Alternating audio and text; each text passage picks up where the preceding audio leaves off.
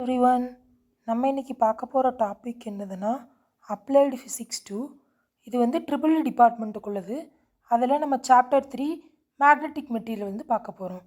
ஏற்கனவே classification of magnetic மெட்டீரியலில் first ரெண்டெண்ணம் பார்த்தாச்சு. இப்போ நம்ம பார்க்க போகிறது ஃபெரோ மேக்னெட்டிக் மெட்டீரியல். அதுக்கான டெஃபினிஷன் பார்க்கலாம்.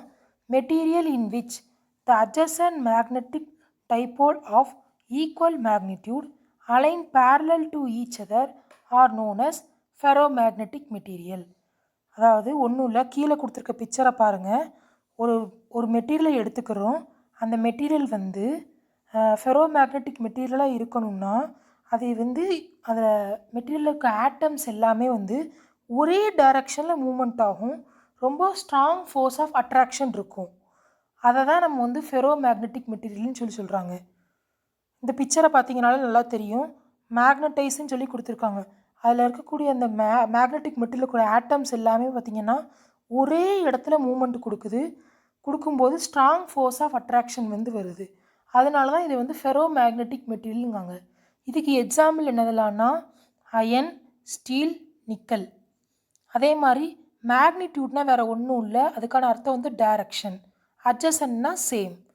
அடுத்து நெக்ஸ்ட்டு ப்ராப்பர்ட்டிஸ் பார்க்கலாம். On heating ferromagnetic material loses their magnetism gradually. ஒருவேளை ஃபெரோமேக்னெட்டிக் மெட்டீரியல் நீங்கள் வந்து எரிச்சிங்கன்னா அது வந்து மேக்னட்டிசம் வந்து இழந்துடும் கிராஜுவலாக. They exhibit hysteresis curve. Hysteresis கர்வ்னா வேறு ஒன்றும் இல்லை, அந்த மேக்னெட்டிக் மெட்டீரியல் வந்து மேக்னட்டைசேஷன் டிமேக்னட்டைசேஷன் எப்படிலாம் நடக்குது அதை பற்றி சொல்கிறது தான் hysteresis curve. They exhibit magnetisation even in absence of magnetic field. This property is called spontaneous magnetization. இப்போ நம்ம வந்து ஒரு மேக்னெட்டிக் ஒரு மெட்டீரியலுக்கு வந்து நம்ம வந்து அப்ளைடு மேக்னெட்டிக் ஃபீல்டு கொடுக்கும்போது ஃபோர்ஸ் ஆஃப் அட்ராக்ஷன் வந்து இன்னும் அதிகமாக இருக்கும். அப்படி நம்ம கொடுக்காட்டியும் கூட அந்த இடத்துல ஃபோர்ஸ் ஆஃப் அட்ராக்ஷன் இருக்குது. அதை தான் நம்ம வந்து ஸ்பான்டேனியஸ் மேக்னட்டைசேஷன் அப்படின்னு சொல்லி சொல்கிறோம். Next positive susceptibility. having permanent dipole moment. இது நமக்கு நல்லாவே தெரியும். நெக்ஸ்ட்டு ஆன்டிஃபெரோமேக்னெட்டிக் மெட்டீரியல் பார்க்கலாம். Antiferromagnetic material is a material in which magnetic moment spin of neighbouring atom align in opposite direction with equal strength so they cancel each other. As a result, the material show almost no net magnetism. ஆன்டிஃபெரோமேக்னெட்டிக் மெட்டீரியல்லாம் வேறு ஒன்றுமே இல்லை. அதாவது கீழே இருக்க பிக்சரை பார்த்தீங்கன்னா உங்களுக்கு நல்லாவே தெரியும்.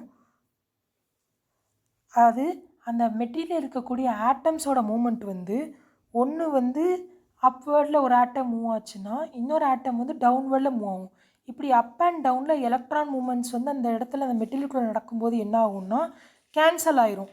ஒன்று அப்வேர்டில் மூவ் ஆகும், ஒன்று டவுன்வேர்டில் மூவ் ஆகும், ஒன்று அப்வேர்ட் டவுன்வேர்டு அப்படி மாற்றி மாற்றி வரும்போது கேன்சல் ஆகிடும். கேன்சல் ஆகும்போது நமக்கு நெட் மேக்னட்டைசேஷன் வந்து 0 அந்த மெட்டீரியலில். இதுக்கு எக்ஸாம்பிள் பார்த்தீங்கன்னா manganese oxide, nickel oxide, chromium, iron oxide. அதே மாதிரி இந்த இடத்துல மேக்னெட்டிக் சஸ்டெபிலிட்டி வந்து ரொம்ப லோவாக இருக்குது. மேக்னெட்டிக் சஸ்டெபிலிட்டினா என்ன நம்ம ஏற்கனவே லாஸ்ட் வீடியோவில் பார்த்தோம்.